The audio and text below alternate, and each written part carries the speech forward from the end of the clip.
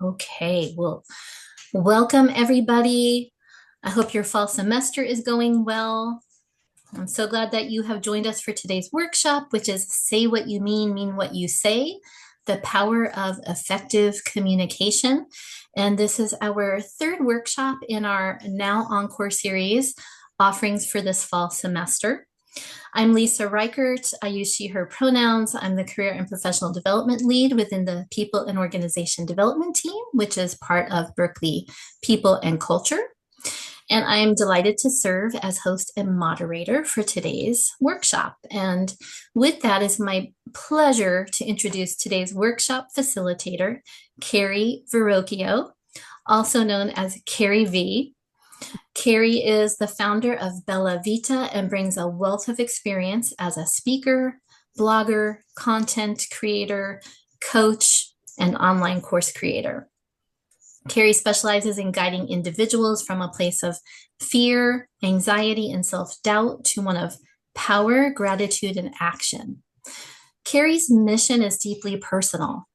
Bella Vita was born from a promise she made to her brother and father after losing them to lifestyle-related diseases. And through her work, she helps people reclaim their confidence, break through mental and emotional barriers, and live a life of purpose. Please join me in welcoming Carrie. And Carrie, take it away. Thank you so much, Lisa. That was a beautiful introduction.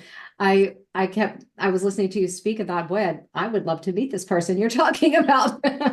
So thank you. And welcome to everyone. I've been trying to read the comments as they come in, and I'm so happy to hear from all of you and seeing some of the comments on what your challenges are with communication. And there are many. Communication is a skill that we all need, and yet it's a skill that we're not actually taught much, especially when we go through junior high, grade school, high school. I never once had a class that taught communication skills, but I did have a dad who was very passionate about effective communication, and he taught me communication skills, not just in showing me lessons, but in the life that he lived and how transparent and authentic he was.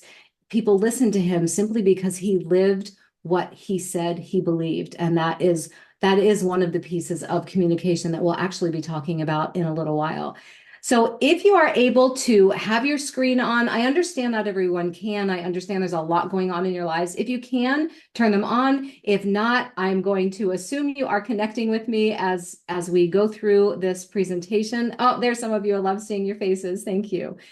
We are going to do some breakout rooms. You do not have to participate in the breakout rooms. One of the polls that we're going to take in a little while is whether you consider yourself an extrovert or an introvert. And the poll or the breakout rooms are not meant to agonize you if you are an introvert or to torture you. You don't have to go into the breakout room. Lisa and I will be in this main room. You can stay here. You can hang out with us. We can discuss things here. The breakout rooms are for you if you choose to participate in them. So I'm going to share my screen and we're going to get started with the presentation here.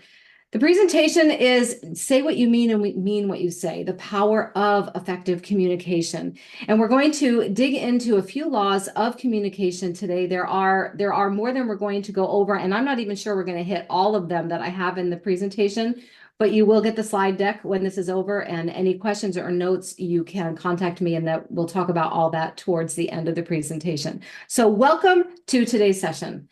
With the right tools, you can grow and develop into a highly effective communicator, someone who connects, whether you're talking one-to-one or one-to-many.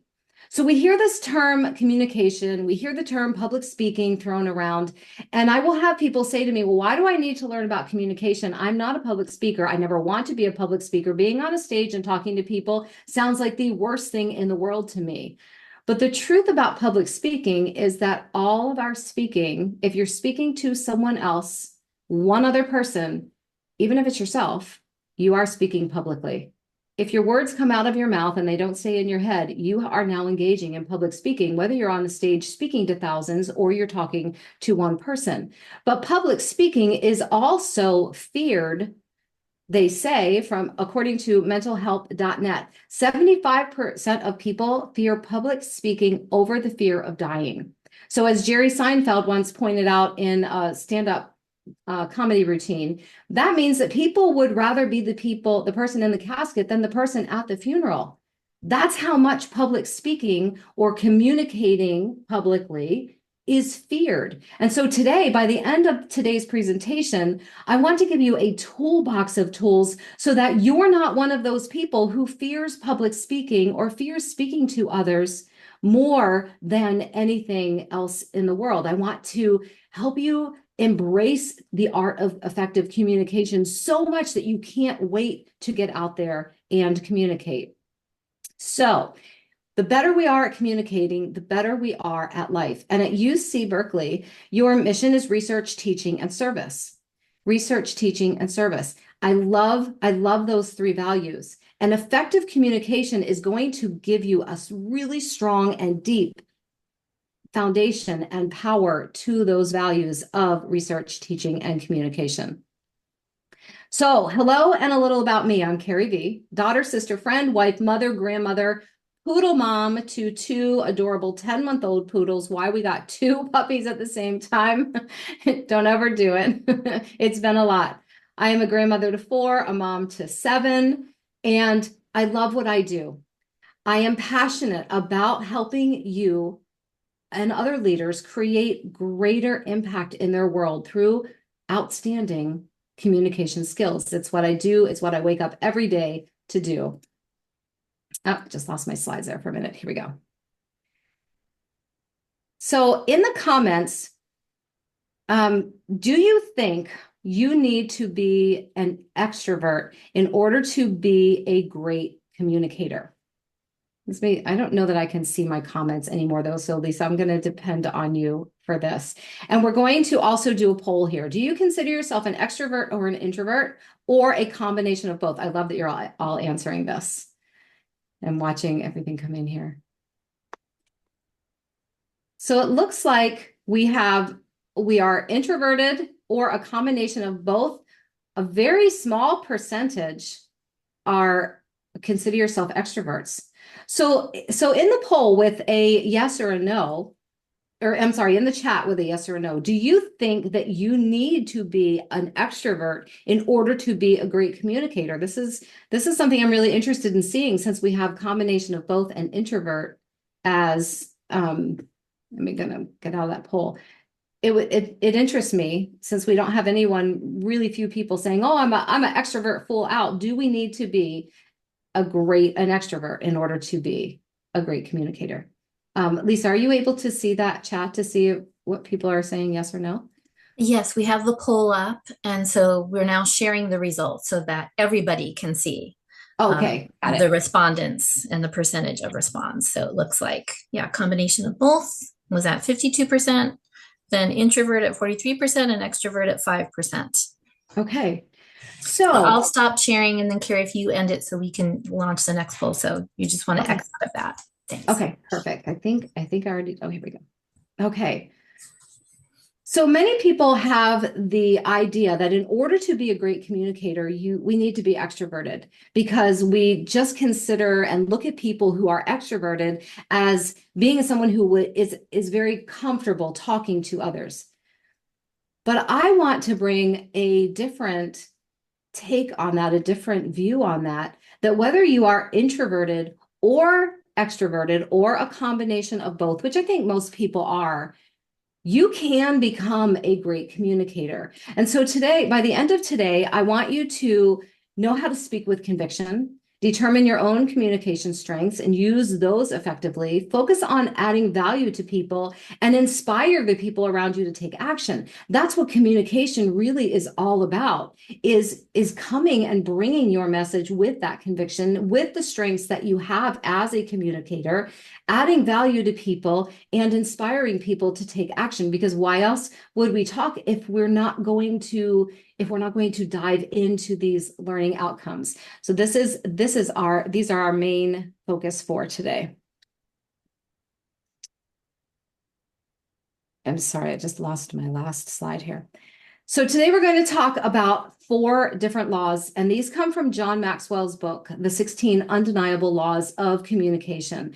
We're going to talk today about 4 of those laws: the laws of connecting, the law of credibility, the law of conviction, and the law of storytelling. This is a great book. If you have not read it, I really encourage you to get that book. The law of credibility says your most effective message is the one you live. So what makes someone credible so that you will want to listen to them?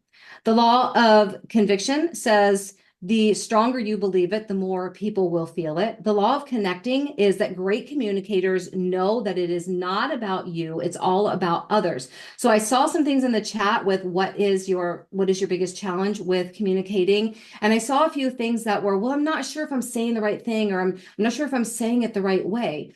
In the law of connecting, when we dive deeper into that, you will see that we don't really have to worry about that at all. When we are focused on connecting, we're focused on the other person, and then what we're saying becomes far less important than the person with whom we are connecting.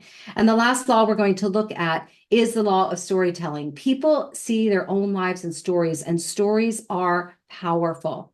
So we're going to head into our first breakout room now. Remember, you don't have to go. If you don't feel comfortable going into the breakout room, you certainly don't have to go in there. You can hang out with me and Lisa here in the main room.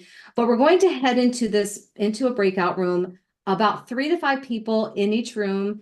And the question is this: do you have a communication pet peeve? And the second part of that question is, how do you define communication?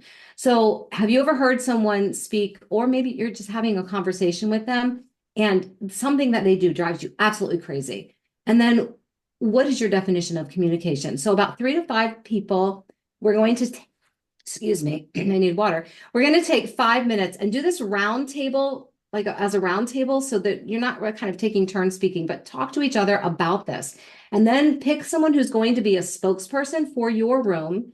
And then when you come back, I'd love to hear some feedback on those communication pet peeves, because I know what mine are and how you define communication. So Lisa, if we could head, I know I didn't give you much leeway on this one, a breakout room. And if you want to stay here with me and Lisa. Okay, great. I'm ready. And can you remind me, Carrie, how much time total in the breakout activity for discussion? Yeah, a 5-minute roundtable for this 5 minute total. Okay. So I'll give everybody a 1-minute warning and Perfect. bring everyone back. Okay. Thank you. All right, here we go.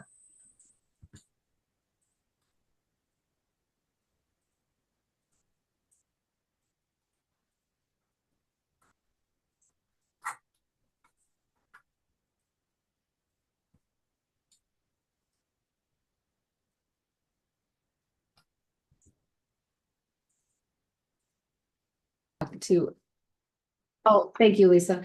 Lisa is so on top of things, and I'm just over here doing my own thing. She's keeping me on my toes today, and I appreciate her so much. The law of connecting. Great communicators know it is all about others. Content is important, but it is not the most important thing. We have this idea that what we are saying is the most important part of what we are trying to communicate. But it's easier to focus on content than to connect, which is why many of us do that, or why when we're talking to someone, the content takes first place. But when we make it about the content, we are making it about us. And a great communicator will look at others and put others first and know that they are the most important part of the equation. If you don't get to all your content, it's really okay. Because if there's one piece of your content that creates a deep connection and you end up spending much more time there, that is the piece that needed to be focused on anyway. So we focus on others, and that allows us to connect. People who focus on the content, or I'm sorry, people who focus on themselves are just looking for attention. People who focus on the content are making it about just the information. But great communicators focus on others and make that their focus. And that is the power of communication, is when we connect with others. It's just a matter of how we do that. When we are connecting with others, we want to realize that you are not the main attraction. Intentionally seek to understand the world of your audience and be personable. Realize you're not the main attraction. We talked about that a little bit. And we talked about this too when we talked about the pet peeves that came up.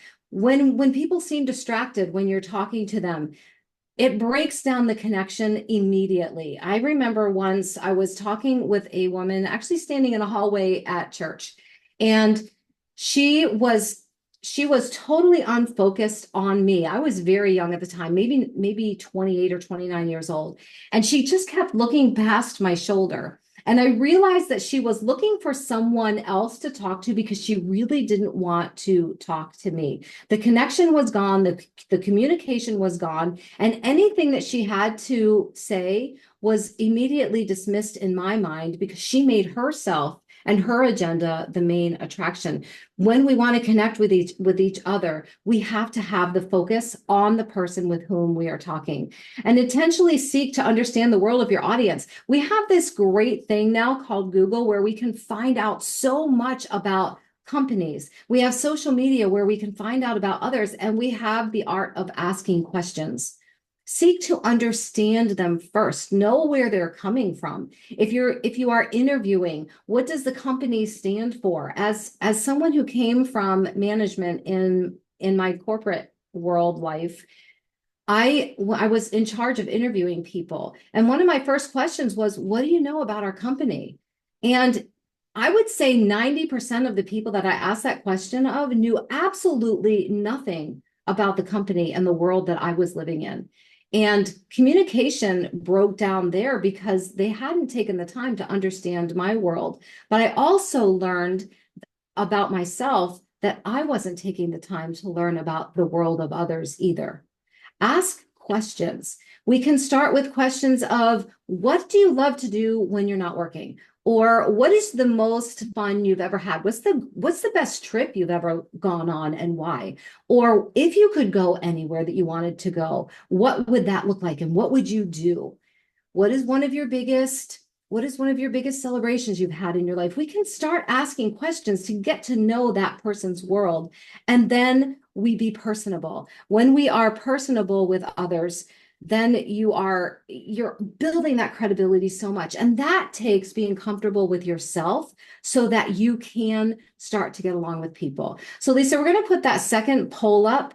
Do you typically get along with people? Do you typically get along with people?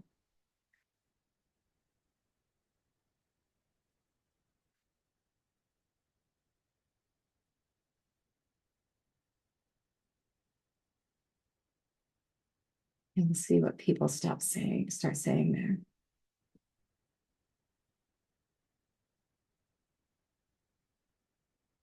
Okay, we have mostly is winning the poll right now.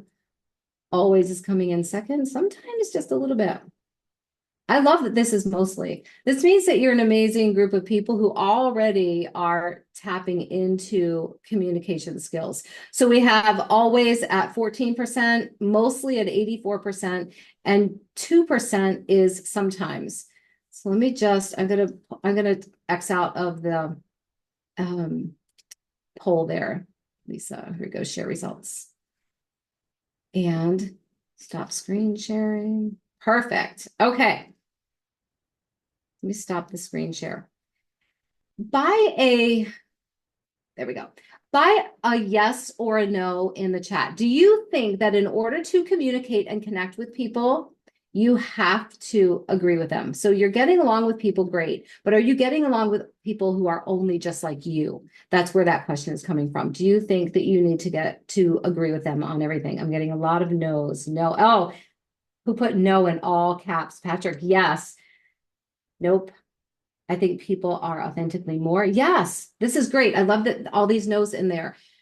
There is a concept in the world today that if we don't agree with people, they are the enemy. We are seeing that in a lot of leadership in the world around us. If you don't agree with me, then I'm going to cut you down and you're not my friend. Great communication says the exact opposite. I have friends that are much older than me and much younger than me. I have friends who share my belief system and friends who have a totally different belief system. I have children who have a totally different belief system than I do. I still can get along with and speak with and communicate with all of the different people in my life. There are different, we believe different things politically, we believe different things spiritually, we believe different things emotionally, but we can still communicate with each other because, as what was the one, I think people value authenticity more. That is exactly true. Be real with me who you are. We will always find a connecting point, and great communicators know that. Communicators who communicate on a very low road leadership style think that they have to have complete agreement on everything in order to communicate. And that is simply not true. It is simply not true. Let me bring back the screen share. We're going to head into another breakout room, Lisa. And while she's getting that ready, we'll go over the question. What questions would you ask of other people in order to get to know them better, in order to connect with them, in order to really get to know them? What would you ask of them to get to know them better? And then when we come back, we'll just go through a few people to talk about the questions you came up with, because as we share them with each other, it gives us a greater list of questions to ask about, because it's not about always talking. Communication is mainly about listening. And we'll do about 4 minutes in this one with 3 to 5 people in each group. Thank you, Lisa. Okay, the question is in the chat. And again, you can hang out here with us or optionally go in. And if I see that somebody is in a room with other people not joined, I will move you into another room where people are joined. All right, Perfect. here we Yeah. go.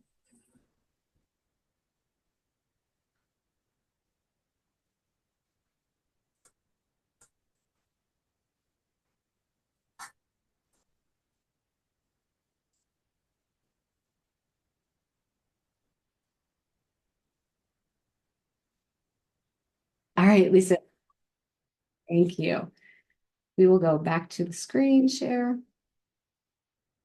So we're going to move on to the law of credibility. Your most effective message is the one you live. So this is another law of communication. You are the message, and your credibility begins with you. It starts with me. It's your life. So for lack of a better word, your testimony of your life. For some of us, life's been a test.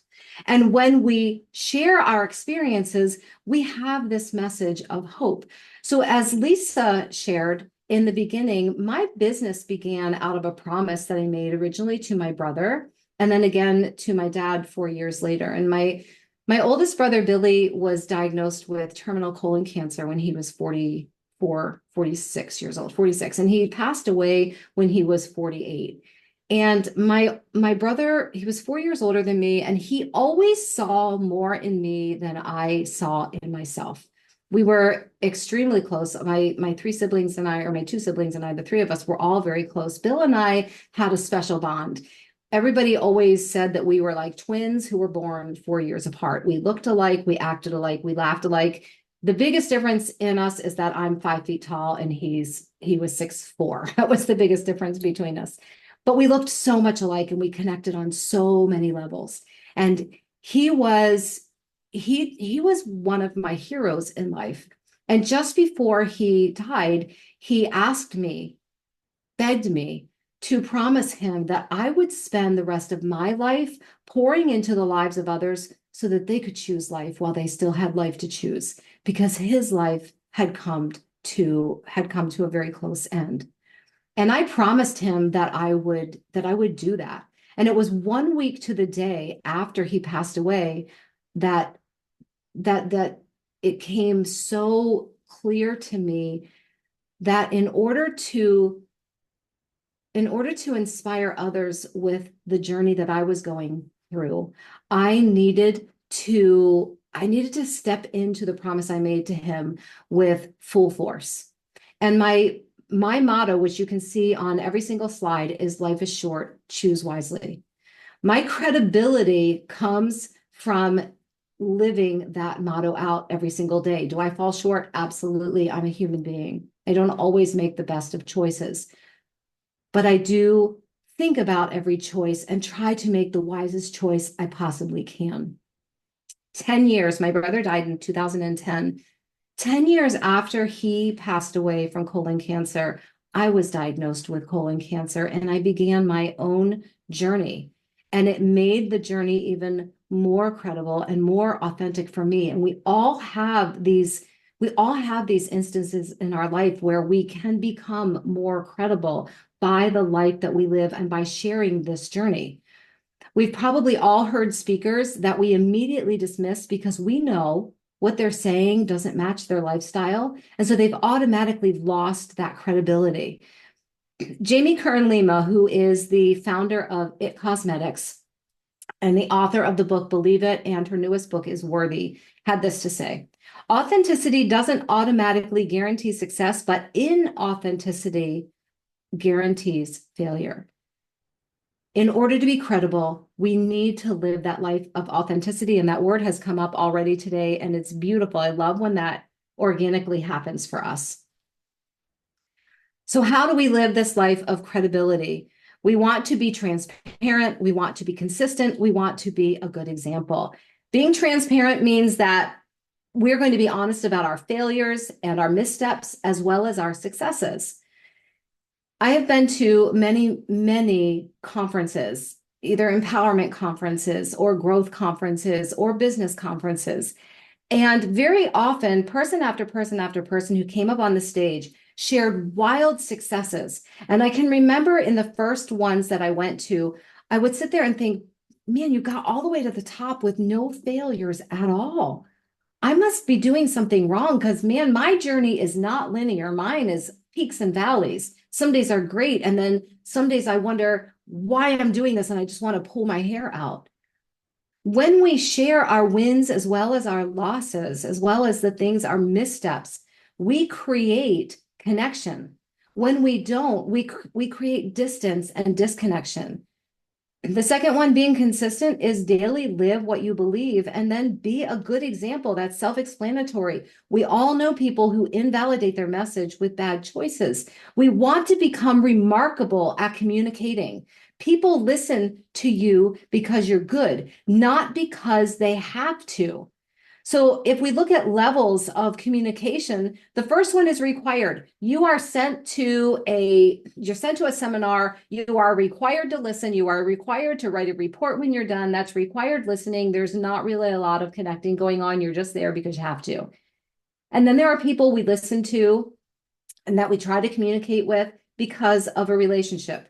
Maybe you go to hear them speak, or you sit down and you have lunch with them because you know them and you love them, and so you have this relationship with them and you want to go. But then that next level, that remarkable level, is that people are listening to you because they want to listen to you. That's the level of communication that we want to get to. And when we are credible and authentic and we create that connection, we are on our way to becoming that remarkable communicator that people truly want to be around. So we are going to head into another breakout room, Lisa. And the question is this: how does transparency make you a better communicator? I'll add to it. What are you transparent about that you know helps you in that communication because you are transparent about something? Maybe it's a misstep that you took on your way in a business or in a relationship. What about transparency makes you a better connector? So we're going to spend about 4 minutes and we'll have 3 people share when we're done. If you want to, again, please know you don't have to go in the breakout room. You can stay here. We have great conversations. We pause the recording, so it's very one-on-one. So breakout room or here with me and Lisa, we're ready to go. Thank you. All right, here we go. And I'll bring everyone back with a 1-minute warning. And again, we have 4 minutes and I put the question in the chat. Thank you, Lisa. Thank you.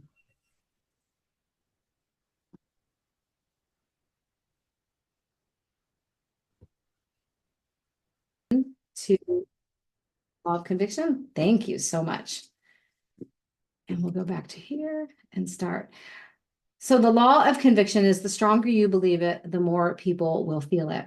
So what you are passionate about, those beliefs that that are so strong that you would live for it, you would die for it, That is the law of conviction. Those are the things that when you are communicating those, we are people will lean in. And so Kelly, with that question of what do we do when when we're kind of afraid to share it, we lean into our conviction. And when that conviction is so strong that it is our fuel, it overcomes that fear. But we have to first allow ourselves to feel that conviction so that we can pass it along to others, because that's when they're going to believe it. That's when they're going to lean into it. That's when our communication becomes stronger. Um, so one of the parts of my story that I share that I am I carry a super strong conviction about is when I was diagnosed with colon cancer in December of 2020, my then doctor was very wise at looking at my entire family history and starting to put pieces together. And he suggested that I be tested genetically, which really scared me because I was hearing a lot of negative things about being tested genetically. What would people think of me? Would people not want to hire me anymore? Would people not want to create close relationships with me if I had this genetic thing? If I found something out, how would it affect my children and their children? And then my great grandchildren moving forward? There were a lot of questions in my head, and I had that fear. But I agreed to be tested genetically, and that genetic test came back with a diagnosis of Lynch syndrome. And before you all go and Google that, you can Google it later on your own time, but I wouldn't Google it unless you love horror stories.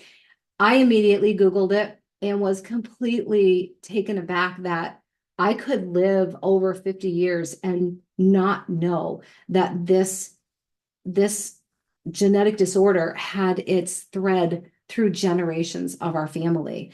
So basically, in Lynch syndrome, I am missing the gene that fights cancer in my body. And so there are certain cancers that I am far more likely to get than the general public, colon cancer being the highest, which is 98% more. And then it is followed by skin cancer, brain cancer, uterine cancer, prostate cancer for men, kidney cancer. There's many of them. And with Lynch syndrome, because I'm missing that cancer fighting gene, when cancer comes, my body is one, unable to fight it off, and two, it grows at warp speed. So a polyp that might take 10, 15, 20 years to go from polyp to cancer in someone without Lynch syndrome takes my body a year to create that. So it was a very scary diagnosis. And my first instinct was to just take my diagnosis and hide it and to bury it deep inside, because it was really hard to communicate that with anyone, especially my kids. We have a 50% chance of passing it on to our children. And I gave birth to 4 children. And my immediate thought was that means statistically 2 of them may have it. And what does that mean for them? If I tell them, then what does that mean? Will they not want to have children then? I mean, it opened up so many questions. And it was a very scary part of the journey. But I decided that I needed to be open and I needed to talk about this, because the more I researched this genetic disorder, it is on the newer side of discoveries. And it is estimated that 1 in 279 people carry Lynch syndrome, but 98% of people with it don't know they have it, which means they're not getting screened yearly, which is my life for the rest of my life. It's every year being scanned. And so it is something I am so passionate about sharing. There are people who shut the door to relationships with me because I shared it. They don't want to hear it. But it is something that I am convicted about strongly, and I have to follow my own heart. So that question of how do you share something, how do you be authentic? How do you be transparent when people might not like you for it? The best answer to that is it's up to you. It really is up to you. You don't have to share everything about your life. Being transparent doesn't mean laying everything out on the table. You get to choose those things you want to be transparent about. And you get to make that choice based on what you feel you can handle in your life. And maybe it's not this year, but next year. You don't have to be transparent about everything. This is something I am completely convicted about sharing when I realized how many people don't know they have it. And that early detection, my colon cancer was caught in a very early screening because of the history. I was going to get screened every 3 years. And that's why they caught my cancer early. In my family of people who have been diagnosed with colon cancer, I am the only survivor from it. And it's because I was getting screened regularly because I was following the advice to be screened regularly because of the history. But then once I found this, then I know it's every single year. So I started to 2021 with a major colon surgery, and I ended the year with another one because once you have one Lynch cancer, they start to spread. It's part of my story. It's part of the conviction that I carry. And that is communication. When you are convicted about something, your communication will be much stronger. And that is the law of conviction. The stronger you believe it, the more people will feel it. So tap into those things that you are extremely convicted about. It is, what do you feel? What do you know? And what do you think? What are those things you feel so deeply about that you know you have to share it? What have you found out about it? What have you done your research on? And what do you think? What are the solutions that you have found? For me, it was knowing that I needed to be screened all the time, and then I can share that out. You will find answers when you think about things, and those are the things that you share. What problems have you solved? So we're going to head to another breakout room. And this one is, what do you know so well that you can't wait to share it with others? You can't wait to share it with others. What are you so passionate about that you can't wait? So we're going to spend, let me just check my time. Let's do 3 minutes at this round table and just share those things. And then we'll just take one or two feedback when we get back so that we can complete the last law. All right, Lisa, thank you.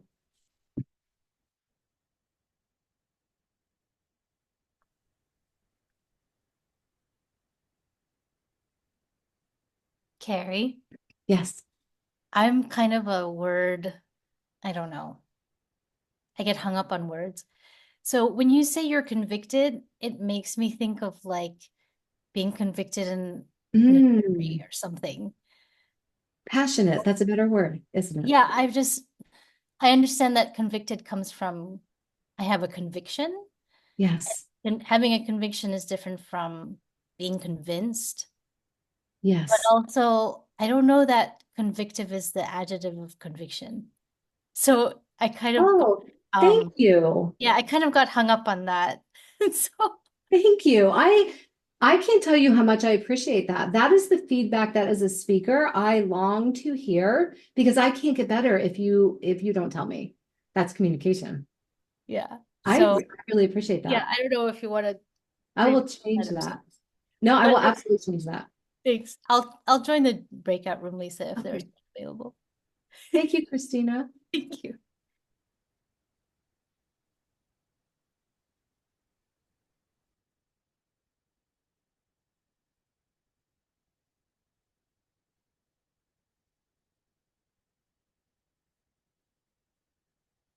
There she goes.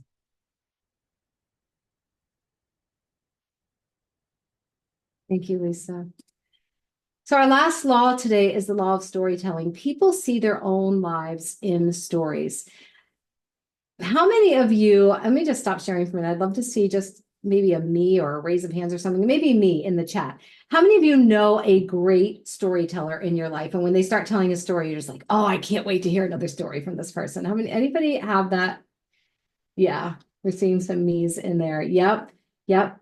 Oh, my dad, love that. My dad was a great storyteller too. So storytelling is such an art. And there is, I could do another hour and a half presentation just on storytelling and how to tell a great story. But people really do see their own lives in our stories. My brother Tim, who is the middle of the three of us, is a fabulous storyteller. And he was a great storyteller from the time he was little in grade school. We still have a copy of a story that he handed in. He had to write a story. He had to draw pictures with it and everything. My mom framed it forever.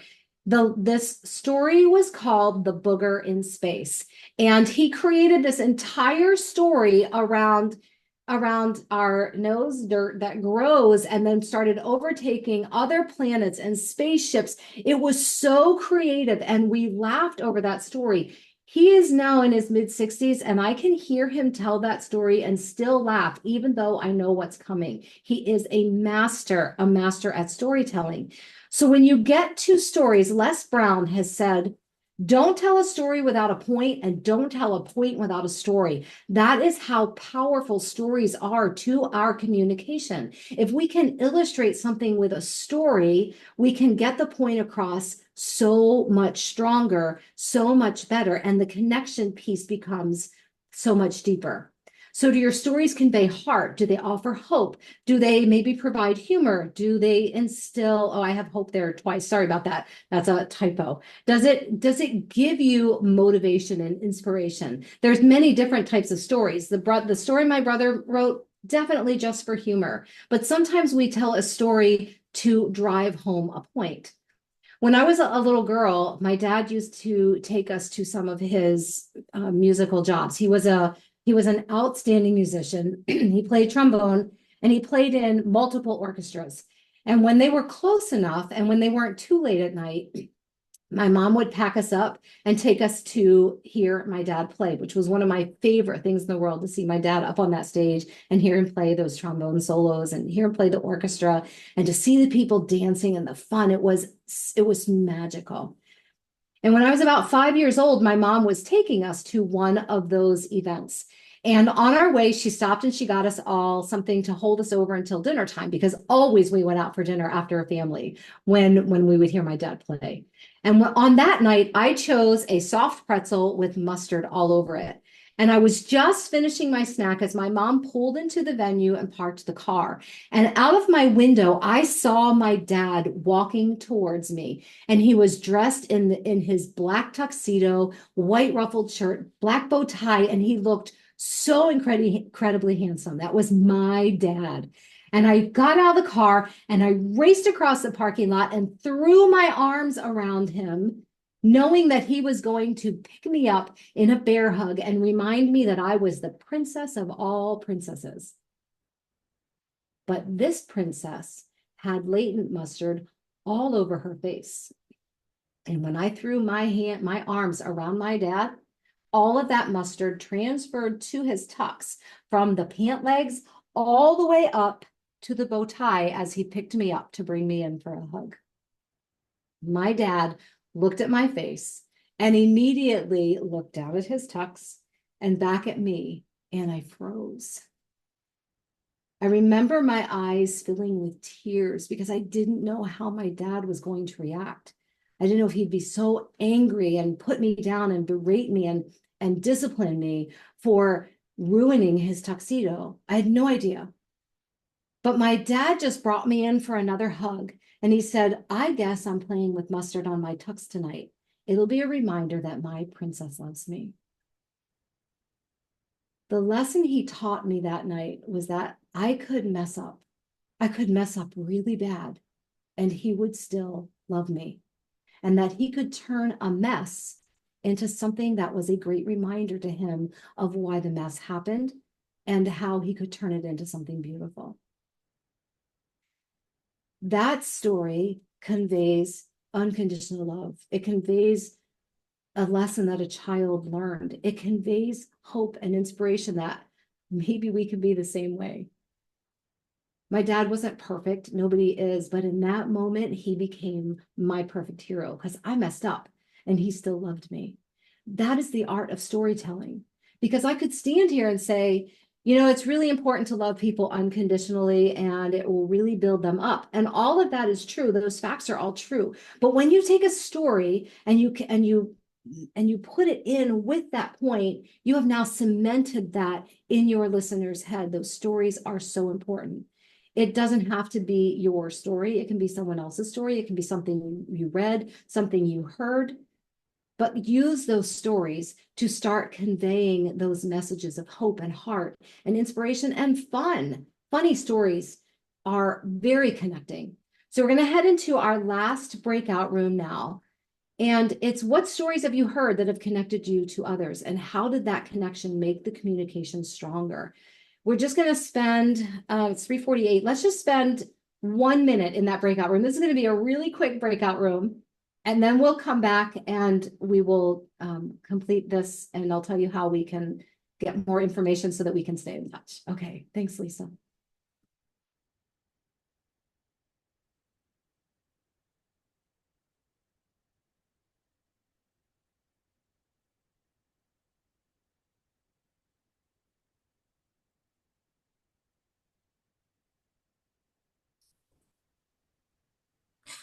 Well, I want to thank you so very much, Carrie, for really modeling conviction, connection, storytelling, transparency. Thank you for all the great examples and the strategies today. Thank you, everybody, for being here and sharing. And I put the evaluation in the chat. That evaluation that I put in the chat is our Berkeley evaluation. I'll send out the slides and some other resources to support you with your communication skills and engaging with others. And I will also pause the recording. And if there are any additional questions or comments, we have a couple of minutes. So thank you all for being here. And again, thank you, Carrie. Thank you, Lisa. I did see a